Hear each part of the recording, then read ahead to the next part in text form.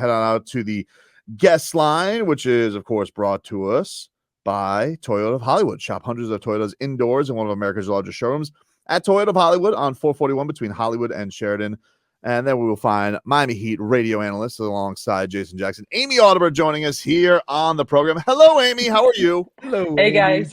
Good morning. How are you? I'm good. I have a box of ketchup chips at my house as we speak. You're Every time the Canadians come down, that's what they bring. it's like the one thing we're super proud of, you know? No, and the Just chocolate kidding. and maple syrup.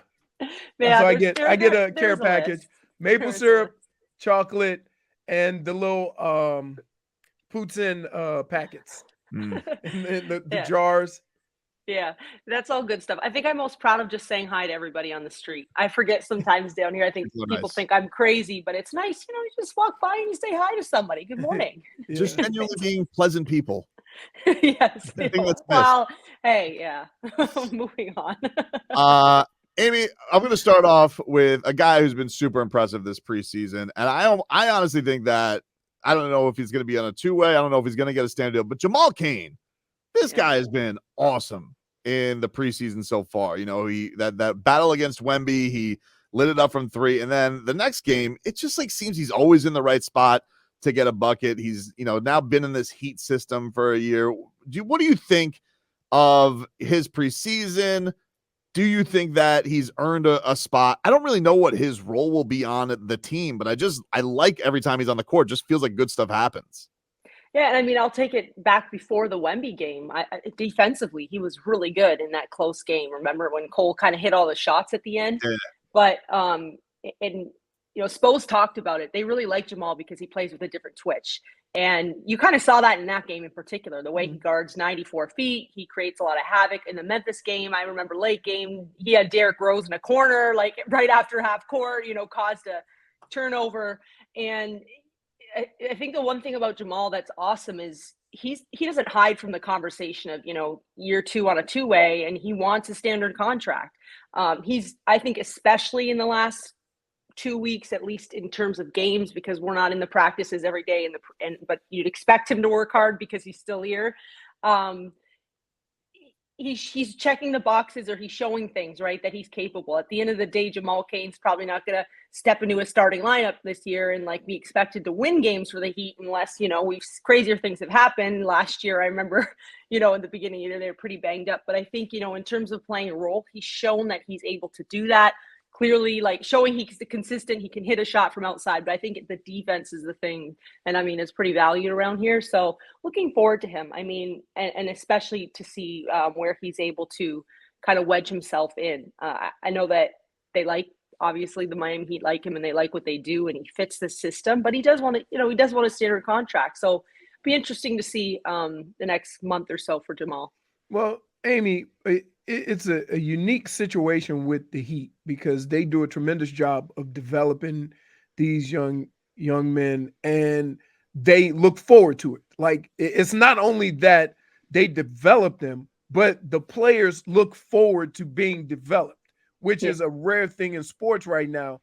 But I'm amazed at how patient all of these young players are when we live in a world now where I need it now, but they only bring in guys that just, toe the company line, do their work, and wait for their opportunity. That's more rare than anything that happens in an organization.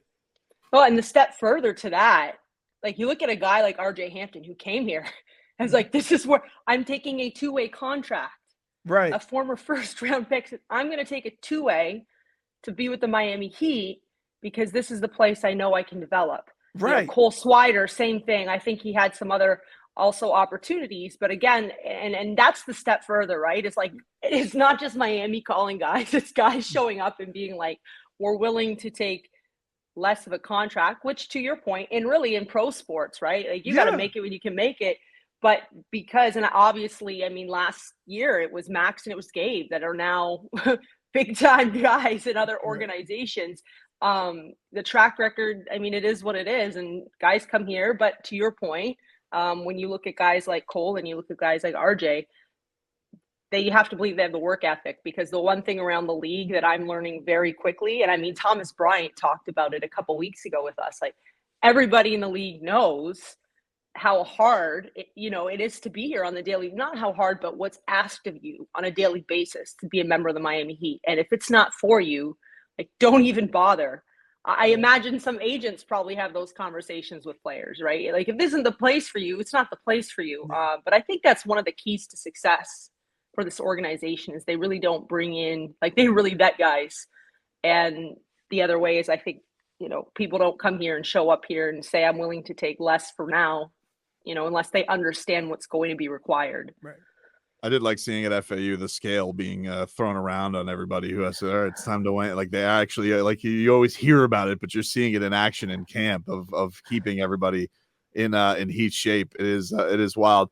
One of the things, it remains a bit of a mystery going to this year is the point guard spot. Kyle's made his thoughts known that he said this again yesterday, expects to come in as the starter. We saw him start. We saw Jay Rich start next to Tyler. Any read on who you think has a leg up on this thing? And I guess, what are the benefits to both guys if that's the way they go? We also know one of the things about this organization is they don't let things leak out, right? So I mean, your guess is good. But I think it's they've shown that they can kind of really lean into this positionless. Miami Heat's offense goes through Bam Adebayo in the mid post. Everybody knows that, right? And so we've seen so many different combinations in the preseason. Do I think that obviously Kyle is the most established point? Yeah, I think he's a future Hall of Famer. I mean, he's a champion. He's an NBA champion. He's in great shape. Like, he's in tremendous shape right now. If you remember the first month of the season last year, remember Washington when Kyle had the triple-double? I mean, he during that time, he was top 5 in the league in minutes per game in his 17th season. Like, that's not healthy. And what ended up happening, right? He got pretty banged up and he had to sit out for all this. So do I think managing minutes is going to be critical? Absolutely. It's way easier to manage minutes when you're coming off the bench. But at the same time, like, I mean, he's a great point guard. So that's going to be entirely up to Spo. And really, I think I wouldn't be surprised if you see things change up every once in a while, in terms of that. So every game's going to be different. And this team's shown that that's okay. I don't know how it is with other teams, but it almost seems like Spo sets his roster in minutes for the whole game and not just for the start. Whereas players think that starting is the starting point for what it means. But with the Heat, it's like no, it's the important minutes. Don't worry about playing the first 3 minutes of a game. So how does that? Because we saw that with Tyler. Tyler said, "I want to be a starter," not because of the minutes, because he played almost the whole fourth quarter every game. So how does that play in when Spo is kind of setting his roster up for? Okay, I need this guy for these minutes. He's in his 18th year. So I'm going to try to make sure he's ready for this portion of the game. And the player doesn't always see it that way because he's like, oh, I'm not starting. Well, the previous conversation we were having about guys showing up, the other one thing that everyone knows too is Spo doesn't care. Like, if you're not playing hard, you're not playing. And I absolutely love that about it, right? Kind of that old school, like high school, college. Like, if you're not helping us win today, I can't play you. Right. Everyone works too hard on a daily basis. So I think as a player, like, and I mean, that perfect example also is Caleb Martin last year. Right. Remember when Caleb, who, by the way, I always chuckle because this time last year he was being told how he could never be a 4 in this league. And, like, then you look at the Eastern Conference Championship, and I think he did okay. So proud of him and what he was able to do. But then Caleb starting, and then Kevin comes in and Caleb's at the bench. But they talk about their relationship. Caleb's talked about it and how much they have such a great relationships because they had those hard conversations. Right. They had those conversations. At the end of the day, I do believe that you hear it all this time. This is a gnarly group, but at the end of the day, everybody wants to win. And, for Kyle to come off the bench in the playoffs and still really, I mean, Kyle in the playoffs last year really contributed to this team, whether you saw it on the box or not. You just had to watch the game to know how important he was coming off the bench. So I think to your point, it's more just about kind of accepting that these are coaching decisions. These are staff decisions. They're going to make them to win the game. They just want to win. And I mean, really, like, they're gnarly. They want to win a basketball. They want to wake up in the morning and win that game. So yes, I think you have to respect it. And obviously certain guys are going to have a longer leash, but when you're out there, you got to produce. I mean, Duncan's another perfect example of that, right? I mean, so we'll see. The word that's getting thrown around a lot with Tyler Herro so far has been efficient in his movements and efficient in the decisions he's making and how he's going to be, I guess, as a player. What have you seen from Headband Herro in the early goings here with camp and practices? I keep laughing with Jax. I look at him so many times in a game and said, that's a man on a mission. Like, it's business. The thing with Tyler, like, obviously and of course, like, we love storylines and everybody loves to build up the drama and the trades and all that. But at the end of the day, like, Tyler hasn't played in a game since April. So, and at the end, and Tyler loves basketball. Like, Tyler loves basketball. And so I think there's a bit of that happening right now too. But I think he's had one of the best off seasons. I mean, he looks like he's in incredible shape. He looks like he's moving great. But then for me, the one thing I love Tyler Herro as a basketball player. I'm getting to know him a little bit more as a person. He's awesome. Post game, last game, he was asked about, well, like, how did you work in the off season? Why did you work in the off season? And his answer was like, because that's my job. Like, I'm a professional basketball player and I'm paid to work hard, to help win games, to be a representative in the community. And like, he just has such a business-like approach from what I see in everything he's doing on the court, off the court, the way he's speaking. And I really appreciate that about him, right? Like, again, this is another guy that at the end of the day really wants to win. He wants to win probably for a lot of different reasons right now. But I mean, he just looks great. And I'm really excited for his season. I can't wait. There's going to be some games where you just go, good job, man. Because you can tell, right? Like, he's a man on a mission. Well, he's also grown as a person, because a lot of the things that would have bothered him in recent years, like we talked about him about the trade, he's like, that's it, like, I just got to do me. And I think that a lot of players get caught up in the trade, and I'm not going to be here, and maybe, and then it doesn't happen, and you're not ready for the season. Well, and a lot of people, I think the reaction too, right? Different people would sit around and be pissed about it and mope about it. Other guys get in the gym and work. And right. I think Tyler got in the gym and worked pretty freaking hard. And you right. can see it's all fruition. But to Brandon's point, like the efficiency on the court, and I'm not talking about shooting efficiency. I'm talking about getting to spots with one dribble, or the word that you hear all the time is intentional. And I just think everything he's doing right now is so intentional. And I mean, if you love basketball, you have to absolutely just I get fired up when I think of Tyler and what he can do this season. Before we get you out of here, Amy, that Wembanyama, what a freak! I mean, what could you? What were your reactions watching that guy? Because I was like, I don't know. Is it going to live up to that? But I was like, oh my God, he is terrifying. Yeah, you know what? I was there with Jax, and it's summer league was kind of right. Like, you're going, all right, he's going to need some time and all this. He looks, and I know it was preseason, but the way he was moving and the things that he was doing with his skill set, but then also I think the added to that is at 19 years old, he's willing to sit in the gym and work all day. Like, you don't just come up and do those crossover step backs with an 8-foot wingspan.